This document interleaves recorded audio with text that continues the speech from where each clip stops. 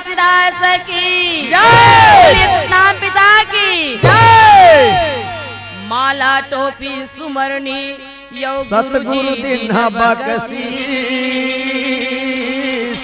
पल पल गुरु को वंदना यौ चरण नवा शीस चरण नमावो शीस होता है सकल काल की जय। होता है सकल काल की जय। बार बार सब प्रेम से बोलो सत्य नाम की जय। बार बार सब प्रेम से बोलो सत्य नाम की जय। बोल घासीदास बाबा की जय। सत्य धाम बन गए बाबा मोर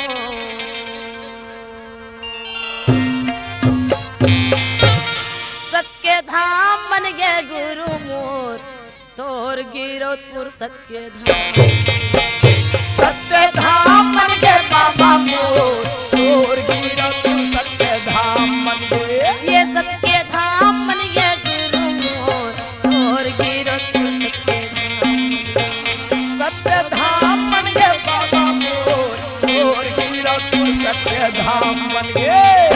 ये तोर गिरोधपुर सत्य धाम बन गए बाबा तोर गिरोधपुर सत्य धाम बन गए ना।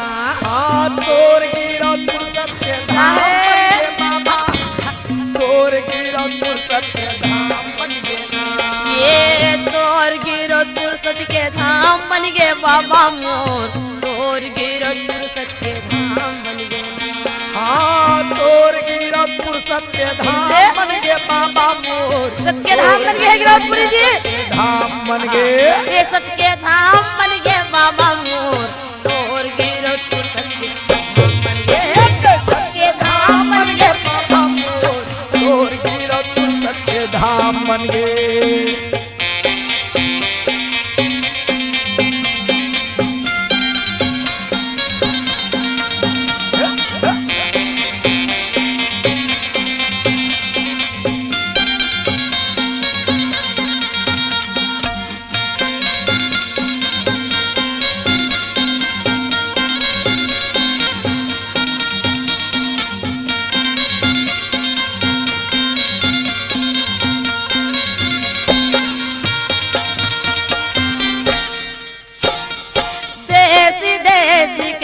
संत सब आवत है संत सब आवत हे है देश देश के संत सब वाजी वाह। संत सब आवत है। ये देश देश के संत सब ए आवत बाबा। है संत सब आवत है ओ देश देश के संत सब आवत है संत सब आवत है। ये चरण कुन में बाबा जूरा मिलना हवा थे जूरा मिलना हवा थे हे चरण कुंड में बाबा जूरा मिलना वही चरण कुंड में जी। जूरा मिलना आवत है। बाबा जूरा मिलना हवा थे जूरा मिलना हवा थे जूरा मिलना आवत है जूरा मिलना आवत है। बाबा जूरा मिलना हवा थे जूरा मिलना हवा थे जूरा मिलना आवत है जूरा मिलना आवत है। सब महान हो गए गुरु मोर तोर गिरोधपुर सत्य धाम बन गए। ये सब महान बन गए बाबा मोर तोर गिरोधपुर सत्य धाम बन गए।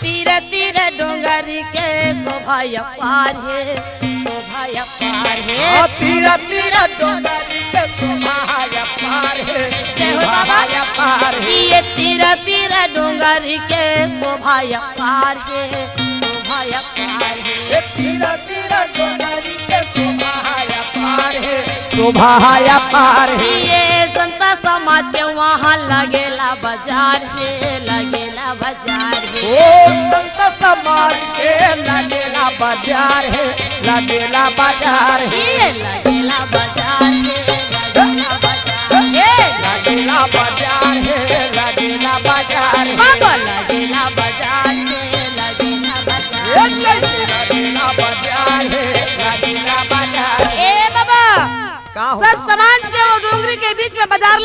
मेला लगे है हाँ जी और वहाँ का होते जानता है क्या होते बंसी होवत है ओहो मंगल होवत है या। नचैया नाचत है गवैया गावत है का सत्य गुणगान हो गे बाबा मोर तोर गिरो तू सत्य धाम ये गुणगान हो गए बाबा मोर तोर गिरो सत्य धाम ये सत्य धाम बन गए बाबा मोर तोर गिरो तू सत्य धाम बन गए बाबा तोर गिरो तू सत्य धाम बन गए बाबा तोर गिरो तू सत्य धाम बन गए ए रागी हो कते सुंदर के साथ में बाबा घासीदास अच्छा माता सफराला शादी करके लाए भैया लाए।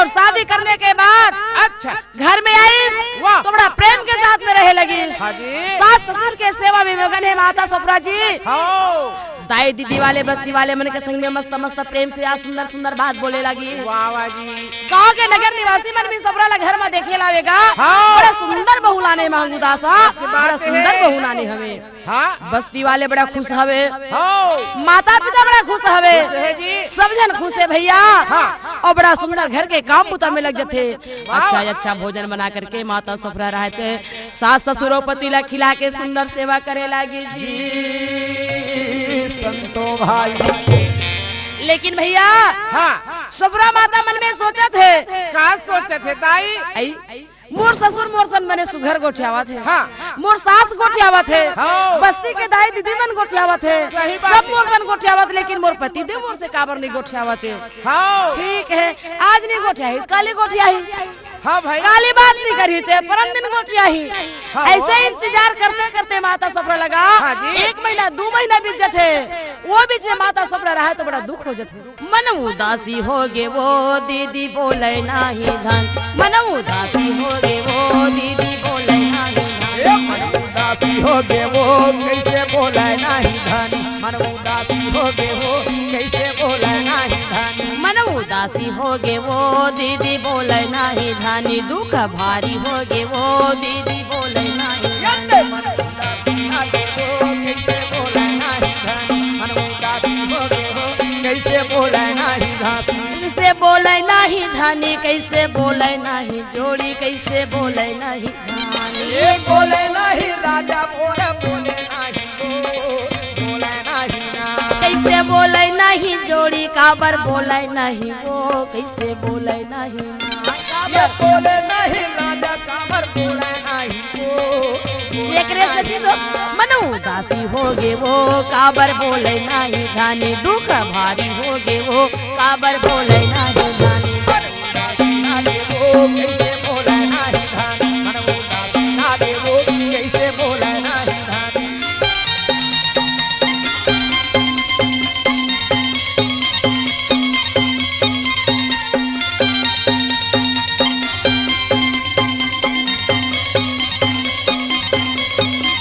वाह जी वाह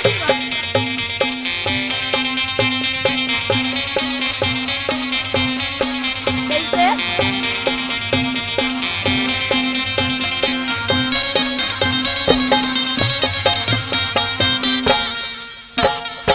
एक महीना हो गया दीदी घर में हासत आए वो घर में हासत आए एक महीना हो गया वो घर में हंसत आए घर में हंसत आए ये एक महीना हो गया बहनी घर में हासत आए वो घर में हासत आए ओ एक महीना हो गया वो घर में हंसत आए घर में हंसत आए ये सास ससुर के दीदी दुखा नहीं पाए दुखा नहीं पाए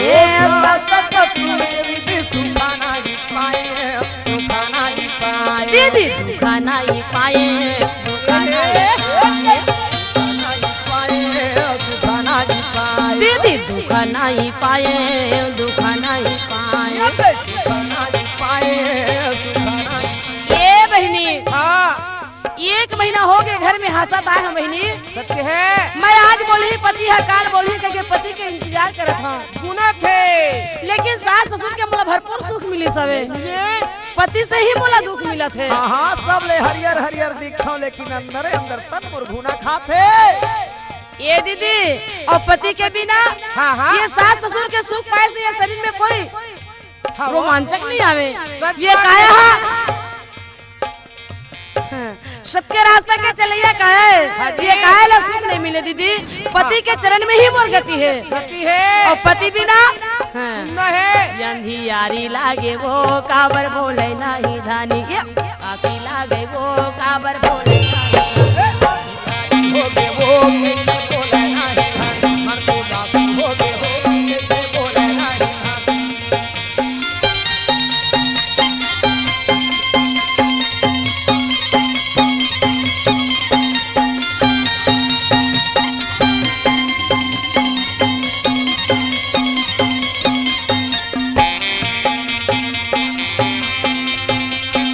वाह जी वाह, कैसे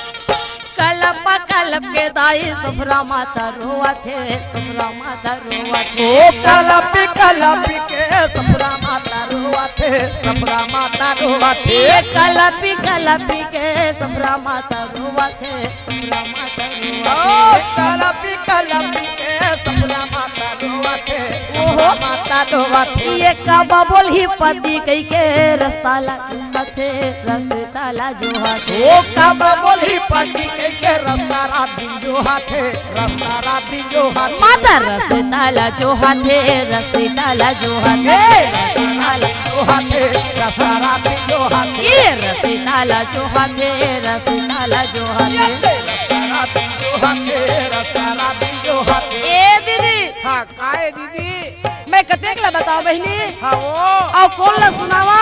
हाँ आज बोली काल बोली, हाँ वो, ये मन के हाँ दुख लहर लेती, सच है, प्यार से मुंह से गोठिया लेती से का होती, सच बात है। और नहीं गोठिया बाते तब हाँ ये दुख भारी हो गे वो गोठिया नहीं धानी, दुख भारी हो गे वो कैसे बोले नहीं।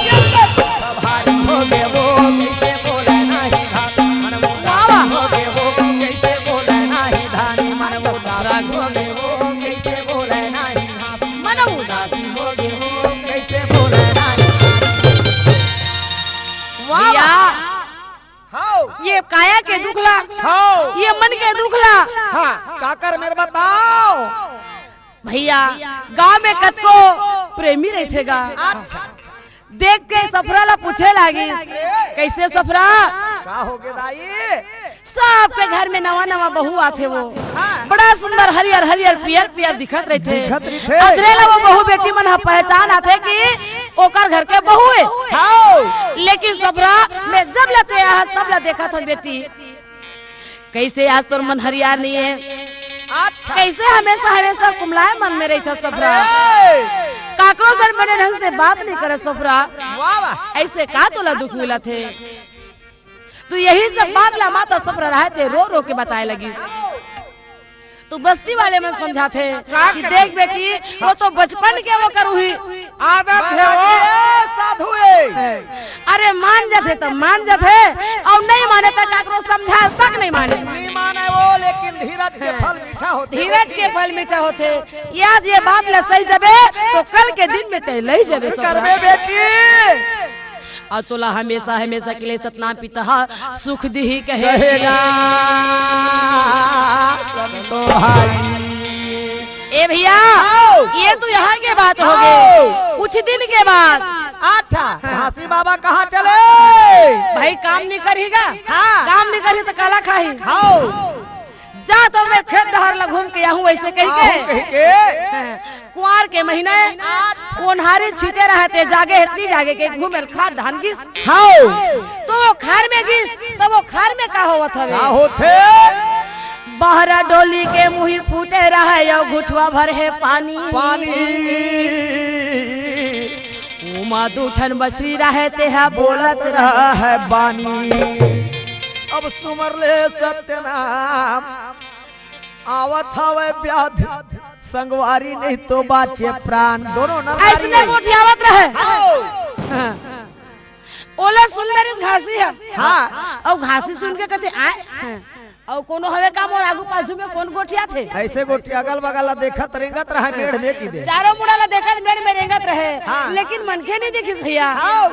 हाँ, वही मछली ला देख डरिस हाँ नजर पड़ गया और मछली ला देख के कथैया यही मने हाँ, यही मन को चावत हवे हाँ। लेकिन ये मछली योनी होके अते के कर में ज्ञान है मोला आवत है कह के जान डरिस और सतनाम बाबा के सुमरन करत हवे कि ब्याह है आवत है अब हमर मन के प्राण नहीं बाचे अब हम दोनों के दोनों एक के संग्राम मरबो मरबो ऐसे कैसे दोनों कोई गोठियात रहा है तो नहीं मैं आगे मोर डर में ये मन हम मरबो कहा थे तो मैं तुम मोला मरन नहीं देवो काबर रक्षा करने वाला हूँ मैं हाँ जीव पर दया ये तू आत्मा में मोला गलत मत सोचो ये विचार लगा करके पुरस्पिता घासीदास रहते हैं दोनों मछली के तीर में जा करके काबर कि ये पानी घुटवा भर हवे और घाम करा थे कुंवार के महीना पानी गर्म हो गए मछली मन तड़फड़ावा थे तड़फड़ावा थे मर जाही अब ये काज भर रही ले दे के काली भर पानी सुखा के तन मछली मर जाही ओकर से अच्छा इकर प्राण के रक्षा इकर प्राण के रक्षा करो इकर प्राण ला मैं उबारा वैसे कह के आओ दोनों मछली ला हाथ में पकड़ ली भैया उठा ले और हाथ में उठा करके बहती धार में के मछली ला छोड़ दी ओकर बाद अच्छा जंगल चले अब मैं काबर घर में जाऊं जाऊं इधर निरंग था तपस्या कर लेता हूँ जाके जंगल में वो पुरुष के नाम है बार बार मोला याद आवत है वो पुरुष के नाम है बार बार मोला जंगल की ओर बुलावत है थे ये विचार लगा करके ए रागी आज बाबा घासीदास रहे तो जंगल की मार्ग रास्ता पकड़ के जाए लगी जी अच्छा तो कैसे चलत है कैसे सत के सुमिरान करी ले मोरो मना बीती जाही जा उमरिया सत नाम बिना सत के सुमिरान करी हो मोरो संतो बीत जाएगा उमरिया सत्य भजन बिना सत के सुमिरान करी ले मोरो मना बीती जाही जा उमरिया सत नाम बिना सबके सुमरान करिए मोरो मना बीत जाएगा उमरिया सत्य भजन बिना बीती जाही गाँव मरिया सत नाम बिना जी बीती जाही गाँव मरिया सत नाम बिना बीत जाएगा उमरिया सत्य भजन बिना जी बीत जाएगा उमरिया सत्य भजन बिना काबर बारम नहीं आवे मानु जय अवतारा सत्य सुमिरान करी ले मोरो मना बीत जाएगा उमरिया सत्य भजन बिना सत्य सुमरान करिए मोरो मना जाएगा उमरिया सत्य भजन बिना सत्य सुमरान करिए मोरो मना बीत जाएगा उमरिया सत्य भजन बिना ए दे भैया मैं सतनाम ला भजियाऊं सत के सुमरन करियाऊं कौन जनी मन के चोला यो पुनः आऊं कि नहीं आ सही बात है तो आके माया मोह में मैं फंस जाऊं तो मैं बाबा के नाम ला कैसे जगह हूँ अच्छा जी ऐसे विचार लगा के जंगल को दी जाए लगी भैया सतनाम पिता रहते होकर बात ला सुन के मन के बात ला जान करके आकाशवाणी कहे लगी बाबा जी एक हंसी हाँ शादी करके आते सफरा लाने हैं तो सफरा लाया घर में छोड़ के तैया अकेला कहाँ आ जाता बेटा अच्छा अरे हाँ, माया में रह के साधु बनते तेला साधु कहते घासी नहीं कहा परिवार के दुख लसै थे नारी के दुख लसै थे माता पिता के दुख लसै थे गांव बस्ती के दुख लसै थे हाँ सारा बात लसै थे तेला साधु कहते बेटा परिवार में और तो अकेला में जाके जंगल में रात दिन सतनाम ला भजबे ना वो सतनाम ला कोनो सुनही ना वो सतनाम ला कोनो जानही तो जंगल में कौन ला खावे जी वाह वाह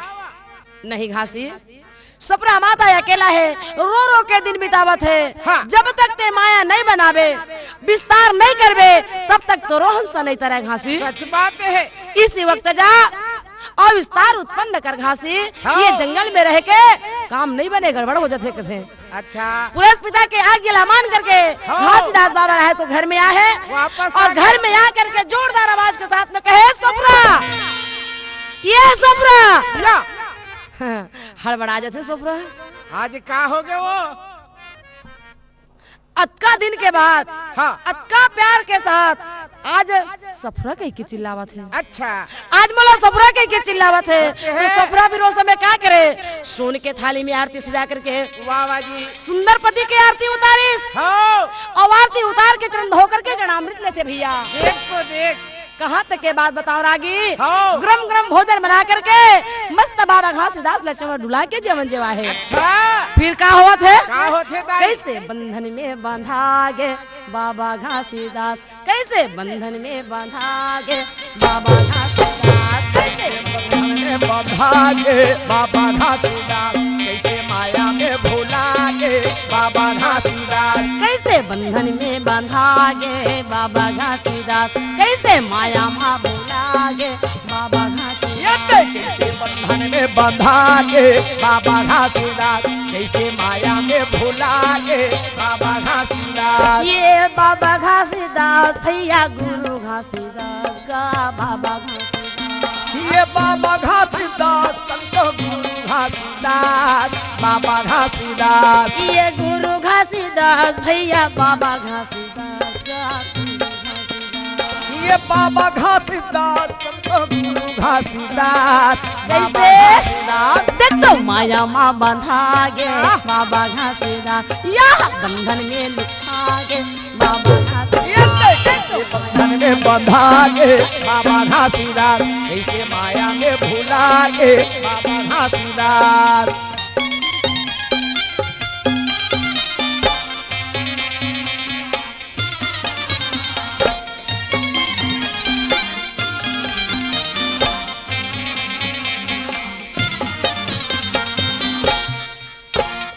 जब से सतपुरुष के आज्ञा घासी पाए है, आज्ञा बाबा पाए है, जब से आशीर्वाद पाए हैं, आशीर्वाद पाए ये जबले सतपुरुष के आज्ञा घासी पाए है, आज्ञा घासी पाए ये है, जबले सतपुरुष के आशीर्वाद पाए हैं, आशीर्वाद पाए हैं। ये दिनों दिन सतपुरुष से प्यार बढ़ाए है, प्रेम बढ़ाए है, ये दिनों दिन सतपुरुष से प्रेम बढ़ाए हैं, प्यारा बढ़ाए हैं। ये प्रेम बढ़ाए है, प्यारा बढ़ाए ये है, प्रेम बढ़ाए हैं, प्रेम बढ़ाए हैं। ये प्रेम बढ़ाए है, प्यारा बढ़ाए है। ये प्रेम बढ़ाए हैं, प्रेम बढ़ाए हैं। ये रागी हाँ नर नारी जब मगन हो जाते हाँ जी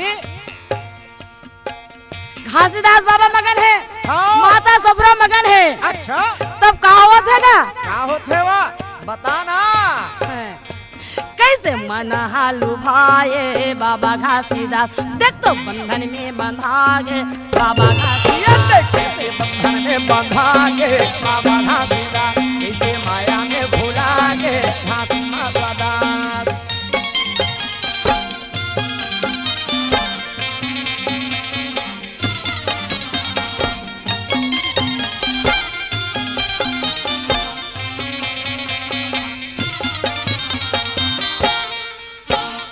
ए भैया हाँ जी वो पुरुष के मर्जी देख, हाँ वो सब गुरु बाबा के कहानी ला तो देख, वाह वाह ओकर गढ़नी ला तो देख। महिमा ले देख। हाँ। कुछ दिन बीते सफरा ग्रभा में रह जावे, ग्रभा में रह जावे, ये कुछ दिन गेला मैया गर्भा में रह जावे, गर्भा में रह जावे। ये कुछ दिन बीते मैया ग्रभा में रह जावे, ग्रभा में रह जावे, ये कुछ दिन गेला मैया गर्भा में रह जावे, गर्भा में रह जावे। 10 महीना भैया सफुरल हो जावे, सफुराला हो जावे, 10 महीना माता सफरल पूरा हो जावे, पूरा हो जावे। ये पूरा हो ही जावे, पूरा हो ही जावे, 10 महीना पूरा हो जावे, पूरा हो जावे। ये पूरा हो ही जावे, पूरा हो ही ये जावे। कैसे पूरा हो जावे, पूरा हो जावे। हाँ पूरे पिता के मर्जी से माता सब गर्भवती बन जाते हैं। हाँ 1 माह 2 माह 3 माह 4 माह इस प्रकार के जी हाँ जी 10 महीना पूरा हो जाए के बाद में क्या होते दाई? सफरा माता के वाह बालक का सुंदर होवे बाबा घासीदास, कैसे माया में पकाए बाबा घासीदास, भागे बाबा घासीदास, कैसे माया में भुलाए बाबा घासीदास। बड़ सुंदर के बेटा हो है, माता सफरा के लाल हो गए जी।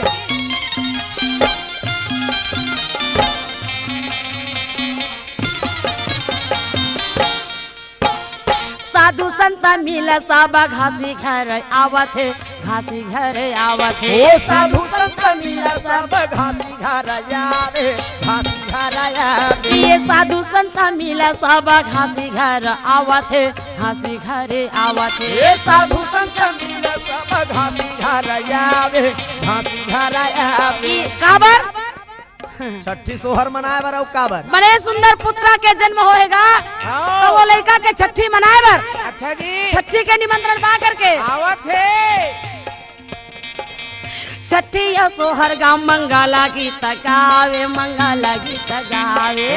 छठी सोहर मंगल गीत गावे, मंगल गीत गावे। भैया मंगल गीत गावे, मंगल गीत गावे, मंगल गीत गावे, मंगल गीत गावे। ये मंगल गीत गावे, मंगल गीत गावे। मंगल गीत गावे, मंगल गीत गावे। आओ सुना भजगा हाँ का हुआ थे? छठी सोहर में मंगल पंथी गीत गाए लगिस। ये तो सहज बात है। और विचार के हाँ जी बालक के नाम लगाया मरुधरावे, बाबा घासीदास कैसे माया में फसाए, बाबा घासीदास। हो बालक के नाम कैसे अमरु धराए, बाबा कैसे बंधाए, बाबा घासीदास। कैसे माया में बंधाए, बाबा घासीदास। कैसे माया में बंधाए, बाबा सुना था भैया हाँ। ऐसे पुरुष पिता के महिमा हैगा। हाँ जी सुंदर बाबा घासीदास के घर में सुंदर रत्न पुत्र के प्राप्ति हो गए। सच बात है। वो बेटा के नाम ले छठी सोहर अच्छा उच्छा मंगल करके हाँ। नाम लेकर अमरदास रख दी। रख दी। प्यारा नाम अमरू कह के बुलाए लगे। वाह वाह। सुना था भैया हाँ कहाँ तक के बात ला बताओ रागी। वाह वाह जी। आज वो अमरू बालक ला हाँ बाबा महंगूदास लेकर के गया। हाँ बड़ा मगन है। अच्छा नाती मिल गए ना।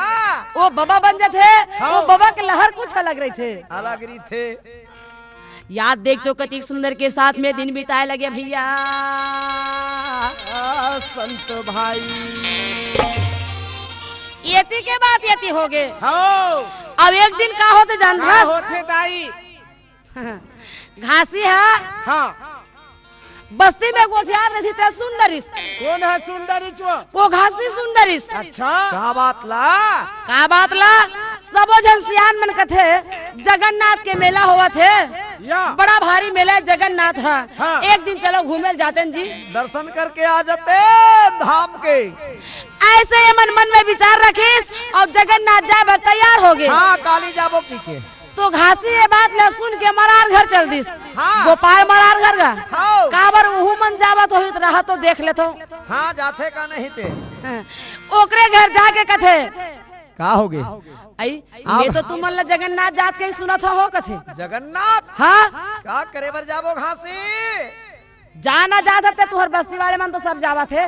ओहो जवैया जान दे हमारे घर में कोनो रखैया नहीं है जी। कोनो रखैया नहीं है। आओ तो मैं है तुहर घर के रखवारी कर दूं जान घूम के आ जाओ का होइच। अरे ये जिंदगी में का ठिकाना है? नी जान जी नी जान। हाँ। नी जान जी नी जान जा घूम के आ जाबे मैं तुहर घर के बाहर संभाल के रखे हम। ओहो हम तो रात दिन देवता के दर्शन पावत हन तब वहाँ का करे बर जाबो? अच्छा अच्छा हमार घर में सतनाम है विराजे है तो हम जगन्नाथ में का कर दर्शन करे जाबो का? हाँ ये तो बात है सोचना बिल्कुल गलत है महाराज। जा जा मैं घर ला राखी हूँ। ले अब ते का कहा था ते चल दी हम भाई। हाँ तो मरार मरारिन दोनों तैयार हो जाते हाँ। और बस्ती वाले मन के साथ में पहुंच गए जगन्नाथ के मेला। पहुँच गए। और वो जगन्नाथ में जाके वो जो गंगा रही थे ना भैया गंगा मैया में हाँ बहात रहे थे गंगा का हाँ। ते मैं सब के सब जाके स्नान करी। स्नान करे तो घासी होती तो मैं स्नान करा थे। हाँ। और घासी का बुद्धि लगाई का यही मौका ला मौका है। मौका है ये मौका मिली का नहीं मिली। नहीं मिली। आज ये जगन्नाथ के मेला गए हवे तो जगन्नाथ में कौन है? कृष्ण भगवान हाँ विष्णु भगवान। अच्छा। आज विष्णु भगवान के एला साक्षात दर्शन करा दे दर्शन करा दे हो तब तो इनकर मन के उद्धार हो ही। तभी कर्मन की आत्मा के भरम जाल दूर हो ही भैया। तो जाके सतनाम पुरुष के सुमरन करीस तो विष्णु भगवान हाथ जोड़ के दौड़त आते कि पिता मोल बुलात काबर है। वाह वाह तो घासी के पास में आके कहे पिता बुलाए काबर। हाँ तो मोर गांव के मरार मरारिन मनावत है, ओला तोला दर्शन दे लागे। मंदिर में दोनों हाथ जोड़ के विष्णु भगवान के थे, मैं तो कलयुग में प्रकट नहीं हो कह के कसम खाओ माता के पास। ओहो जब कसम खाए तब खाए है, आज भर दे दे दर्शन तहन कभू मत देवी। ऐसे हाँ। तो गुरु पिता के बात ला तो कोनो नहीं काटे भैया। हाँ। तो विष्णु भगवान कैसे काटेगा? नहीं काटे गुरु के वचन तिलगा का सागी और जो जो बोली त्यों त्यों जागी। ठीक है, ते कहा सत्य में दर्शन दे दूं। लेकिन आप प्लस भी संग में जाए लगी। महूल जाए लगी। हाँ। अच्छा ले ठीक है, मोला तो मामूली बालक समझते। अभी भी मोर बारे में गांव वाले मन नहीं समझे, तो समझाना और परखाना बहुत जरूरी है। ओहो मोर संग में जावे तब तो करंद की वार खुल जाही बाबा। ऐसे हाँ। तो घास रहते समझा के वही गंगा में तक नहाल धर लिस। हाँ ओला देख जरिस मरारिन है। हाँ मरारिन कथे ऐ देख तो काला वो ओकरे सती में मेला नहीं आओ कहीं कहत रहे। का हो गे? बोला ते जीत करके ले लाने वो घासी तक को भेज दिस। ओ देख घासी कैसे आए नहावा तू। कहाँ? वो दे ओहो बड़ा ते पुटान बोलथस वो। तो वो ते नहीं देखा था। एक दूसरा के शकल एक दूसरा में मिल जाते। कहाँ वहाँ गिराओ और कहाँ जगन्नाथ कहाँ आई वो तो घर राखत हो ही। मोला हुबो हुबो करे ऐसा लागत बाबा। नोहा चल अपन काम लकर। ऐसे ए दे भैया स्नान ध्यान करके हाँ। हम मंदिर के अंदर पहुंच जाते। अच्छा तो मंदिर के अंदर में पहुंचे तो मरहर मरारी के सामने में आज देखो विष्णु भगवान प्रकट और याद देखो सदगुरु बाबा घासीदास प्रकट। दोनों वाह वाह। जब दोनों के दोनों प्रकट है हाँ। और मरहर मरारी अंदर में विराजमान है। हाँ तो वो समय मरार रहते हैं अचंभा हो गए। और मरारिन कथे में केहेव ना आए। मैं केहेव नहीं आहे घासी जैसे मोल लागिस को उसका बेरते मोल उड़वा दे नोहे कह के। सही बात है वो। हाँ, तो दोनों हाथ जोड़ के मरा रहे तो फिर का कहेगा? गुरु गोविंद दोनों खड़े और का के लागो पाँव बलिहारी गुरु आप के यो गोविंद देहो बताए। गोविंद देहु बताए तो गोविंद कहे गुरु के भूजा दो है और गोविंद भूजा हे चार। सुनत है? हाँ और गोविंद से जीव तरे नहीं जेला गुरु लगावे पार। गुरु के चरण पहले मना ओकर बाद में गोविंद के चरण मनावे। गुरु से मरार मरारी रहते गुरु के चरण में गिर गए, घासी के चरण में गिर गए। हाँ हाँ गुरु से बढ़ के भगवान नहीं है। तोर महिमाला में हाँ नहीं तो जाने जानो गुरु बाबा तोर महिमाला। तोर महिमाला में हाँ नहीं तो जाने गुरु बाबा तोर महिमाला। तोर महिमाला में हाँ नहीं तो जाने गुरु बाबा तोर महिमाला।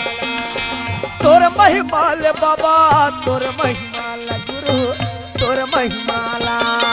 तोर महिमाला बाबा तोर महिमाला जी तोर महिमाला ओ तोर महिमाल बाबा तोर महिमाला हो। कैसे? तोर महिमाला महिमाला में हाँ नहीं तो जानो गुरु बाबा तोर तोर महिमाला में हाँ नहीं तो जाने गुरु बाबा तोर महिमाला। तोर महिमाल बाबा तोर महिमाल गुरु तोर महिमाल बाबा हो। ए रागी हाँ अब जगन्नाथ में दर्शन करा देते हैं। हाँ। विष्णु भगवान रहे तो अंतर ध्यान और घासी तक हो गए अंतर ध्यान गिरोध में आगे। हाँ और मरार मरारिन में बस्ती वाले के साथ वो मन गिरा उदाइस आइस। तो तरिया के पार में बैठे हैं। हाँ और सबके घर में बेटा बहू नाती पंथी है ते मनगा जगन्नाथ लायक के माजा और मोहरी हाँ और पंथी गीत गा गा के अपन अपन घर में अपन अपन घर के परिवार ला परघा परघा के लेगा थे। तब घासीदास का थे सोफरा मरार मरारिन मन तक तो गए जगन्नाथ वो हाँ, चलो। चल हम मनोल परघा के ले लान था। हमार घर ल रागवे कह कह गे है। भाई ओकरो घर में कोनो रहती तो अपनो दाई दल परघा के लानतीस। हाँ। हम ही मनो कर बेटा बेटी है ना हम ही मनो कर सब कुछ हम अच्छा चल जाबो परघा के लानबो कथे। चलो न हो।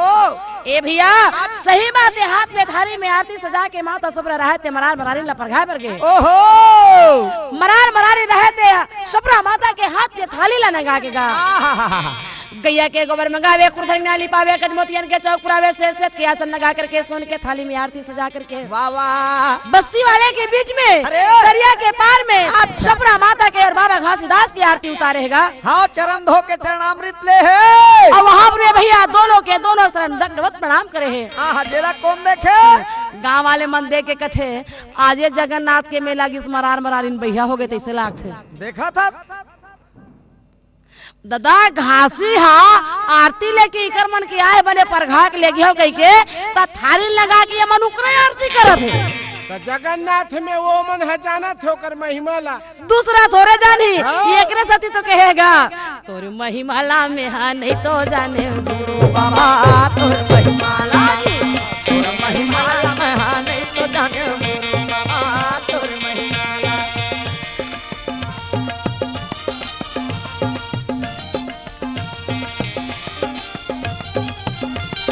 बाबा तोर महिमाला नहीं जान पाए, तू मन जान तू खुदा, तू मन भजला नहीं तो जाने गुरु बाबा ये जान हो तदे भजत हो। तोर महिमाला में हाँ नहीं तो जाने गुरु बाबा तोर महिमाला। ए देरागी सारा बात ला बताते मरार है ना, तो सच में गांव बस्ती वाले सब कोई चरण मनाए लगी। हाँ, हम का जनत हन दादा ऐसा तुहर महिमा ला, ऐसा तुहर कहानी ला बताहू तबे तो जानबो। हाँ, सबके नैन में छा गए। कैसे नहीं चाहेगा, कैसे?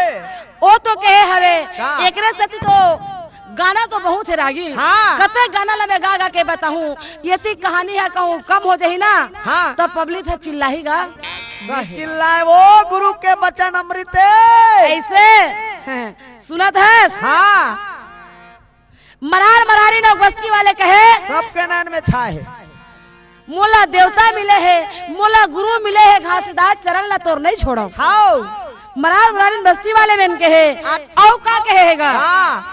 छागा ये जी मन सबला में भागा ये भागा हो नायन में बाबा घासीदास छागा ये हो नायन में बाबा घासीदास ये छागयो जी सबला भागयो जी नयन में बाबा घासीदास छागए हो नयन में बाबा घासीदास। नयन में गुरु घासीदास, नयन में गुरु बाबा, नयन में घासीदास, नयन में गुरु घासीदास, नयन में गुरु बाबा, नयन में गुरु घासीदास, नयन में गुरु बाबा, नयन में गुरु घासीदास, नयन में गुरु बाबा, नयन में घासी बाबा, नयन में नयन में गुरु बाबा, नयन में घासी बाबा, नयन में गुरु बाबा, नयन में घासी ये दे बाबा। छागायो जी मनमा भागायो जी नयन में गुरु घासीदास, छागायो जी नयन में गुरु घासीदास, छागयो जी सबला भागयो जी नयन में बाबा घासीदास छागए हो नयन में बाबा घासीदास। कैसे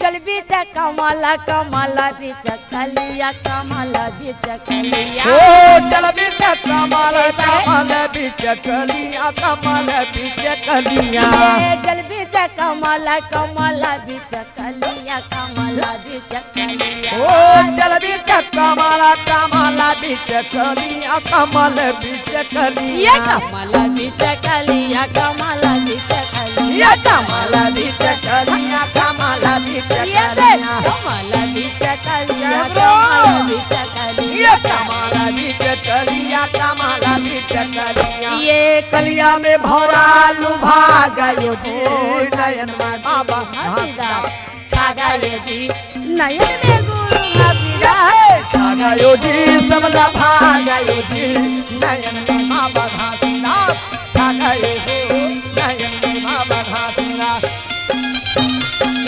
जय हो बाबा, हमेशा छाया रहे सदगुरु हे प्रस्तुता बार बार मैं आपला जीवन की करत हो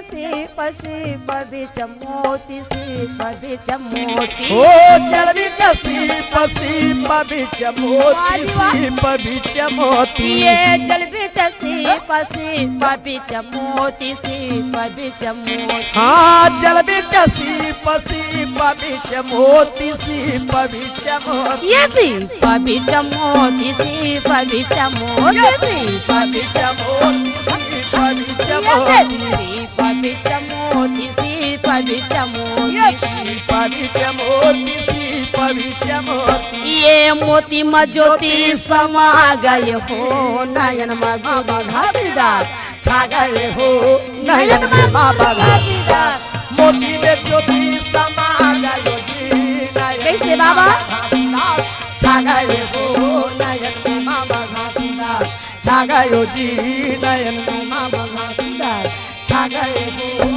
नयन में सबके घासीदास बोल घासीदास बाबा की नगर निवासी बस्ती वाले के सबके हैं, सब आगे? मन में छा गए हाँ। ऊपर काया माया आगे भैया सब कोई पूजा करे लगी या। वही दिनला घासीला जानिज की सबके पुजारी है और यही स्वयं सतनाम पिता है। अब गांव वाले मन भैया अरे अरे अब का हो के जाना था का हो गए ओकर एक रे सती आय एक रे सती कोनो आदमी हाँ। बहुत जल्दी सामना आना पसंद नहीं करे करे। सामने आते तो बहुत दुख मिलते जी। हाँ अब का दुख मिला थे का या जे घासीला कोनो बूता नहीं तैयार थे हाँ नहीं काकरो घर काम में ले जाते अच्छा जी तब काम बूता में नहीं ले गए दादा तो वो मन देती तेल झोंक के निखा लेती तो घासी का थे मैं फोकट के किजरा नहीं खाऊं जब तक मैं मेहनत नहीं करूं तब तक मैं काकरो पैसा कौड़ी नहीं खाऊं। नहीं खाओ ए रागी हो कते सुंदर के साथ बाबा घासीदास ला सब जन अपन अपन मन में बसालिस हाँ। सचमुच में बाबा घासीदास सबके नैन हृदय में छागेगा। अच्छा गांव वाले मन हंसते हुए कहे हमला साक्षात पूरा पिता के दर्शन मिल गए आज के बाद में हम कोई तीर्थ धाम नहीं जावन हमारे घर में सतनाम है खुद विराजे है हमारे गांव खुद चारों धाम है। ये ते ऐसे कह के हंसते हंसते अपने घर में सब कोई चले गए। हो कुछ दिन बीते भैया आनंद पूर्वक के साथ रहे लगी। अच्छा वही बीच में बाबा वहाँ उदास रहे थे स्वर्गवास हो जातेगा। सच है याद देखो दुखी मन लगा करके बाबा घासीदास हो गांव के संत मल्ला मिला करके सीधा बाबा महंगुदास के ये हंसला ले जा करके मिट्टी दे दी और गांव वाले दाई दादा भाई बहनी सुंदर प्रेम रोटी खिला दी। हो इस प्रकार आज बड़ा प्रेम के साथ में दिन हाँ बीतने लगे हैं जी। संत भाई आज बालक अमरदास रहे तो गा जिला अमरू कहते कर उम्र या जी 1 साल 2 साल 3 साल 4 साल 5 साल के बालक हो गए भैया। अच्छा जी बने 5 6 7 साल के हो गए हो बने अति तति बने घूमे के और दौड़े के लाई हो वही बीच में माता सफरा बेटा के दुलार पुरोवे पति के लिए सुंदर भोजन बनावे। हाँ। बाबा घासीदास माता सफरा याद देखो बेटा अमरदास ला लेकर के बड़ा सुख के दिन बिताए हवे जी। संतो भाई ये सुखीला देख करके सतनाम पिता फिर का सोचत हवे का देखा था घासी आज मैं एमल सुख देवे करे हो ये मल्ला मैं सुख देवा था तो ऐसा ने मन सुखी के लहर में आ गए मोर नाम ले भूला गए। हैं अरे दादा 24 घंटा दिन और रात होते हो तो 23 घंटा अपन सुख ला बिता लेती हैं और 1 घंटा मोर नाम ला ले मोरो लेती काम लेत करती लेकिन ये मन बिल्कुल मोर नाम ला भूला गए। हाँ। अभी मल्ला कैसे करो इकर मतीला हाँ छरियाना चाहिए तब जाके लहुट के मोर नाम माया ला ले। लेकर तोड़ना चाहिए ऐसे विचार लगा के भैया हाँ। सफरा माता ला हाँ, घर से निकालना है हो तो सफरा माता के मस्तक में आके बैठे या वो सतनाम पिता है।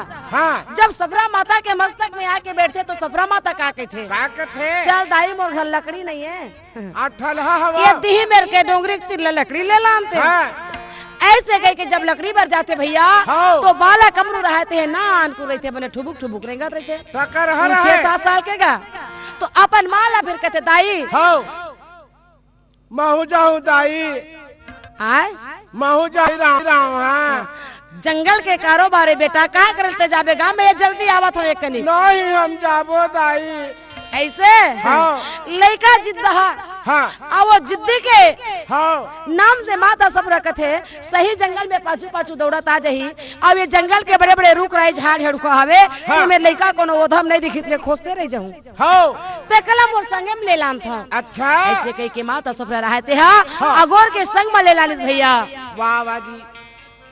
और संग में नानिस था हाँ। ये दे बेटा पेड़ के छैया में बैठे रहा, मैं जल्दी से लकड़ी तोड़ा था। वाह वाह जी। और माता सफरा रहते हैं सुंदर लकड़ी टोरे लगे हैं जी। संत भाई वही बीच में जी वो सतनाम पिता के मर्जी ला तो देख। हाँ जब तक मैं एक पुत्र ला हरण नहीं करियो, हाँ जब तक ये घासी और सफरा मोर नाम ला नहीं लेवे। यही बात है। ऐसे हवा के गाठी बनिस, वाह वाह। ऐसे हवा के गाठी बनाइस हाँ कि जौने जंगल में सफरा और बालक अमरदास रहा है, हाँ। वही जगह से शुरुआत हो गई हवा की गाठी। हाँ चक्रवात हवा बड़ोरा। याती देख तो चारों डहर घुमर घुमर के हवा होए लगे। वाह वाह जी। वो जंगल के बड़े बड़े पेड़ पौधा टूटे लगे। याद देख तो वो हवा में बड़े बड़े पत्थर रहे थे, याद देखो जमीन में गिरे लगे। उड़े लगे जी। जमीन के धूल रहे थे बिल्कुल आकाश में उड़े लगे, बिल्कुल अंधकार हो गए, अच्छा कुछ नहीं दिखे। हाँ माता सबरा यहाँ तक अपन बेटा के तीर में नहीं आन सकी। अच्छा जी। महू गिर जहूं हाँ ऐसे कह के पेड़ के सहारा माता रहते पुटार के धरे रहा अपन जीव और बचाई। चिल्लावत रहे थे हाँ तहु कोनो रुक रही धर के बैठे रही बे अमरू। हाँ लेकिन अमरू कहाँ सुने वो हवा में। हाँ जी। अमरूला चुपला उठा लिस भैया, वाह वाह जी। वो हवा के गाठी है। हाँ और चुपला उठा करके पुरस्पिता रहा तो ले जावत हवेगा। भाई कहाँ? कुछ क्षण के लिए हवा ऐस, कुछ बाद में हवा ठीक हो जाते। हाँ तो माता सब रहा तो हड़बड़ाइस नीचे में उतरे। और तुरंत अमरू के याद आ जाते। अमरू, ये अमरू, अमरू, ये अमरू खोजा थे माता हा। चारों डहर अगर बगर देखे लगी, वाह वाह। चारों डहर के जंगल ला दौड़ दौड़ के खोजे लगी, या जंगल झाड़ी में चिल्लाए लगी अमरू अमरू अमरू अमरू। मगर कहाँ से अमरू का है भैया। हाँ जी। याद देख तो सफरा माता रहे तो पागल हो गए, वाह वाह जी। वही हो गए। हाँ याद वही जंगल में रो रो करके वहां में सिर पटक पटक के रोने लगे हैं जी। भाई मैं काबर काबर जंगल आया हूँ दाई, कैसे ये लेके मोर संग में आ गई, कहाँ चल दिस मोला छोड़ के कहाँ भी छूट गए।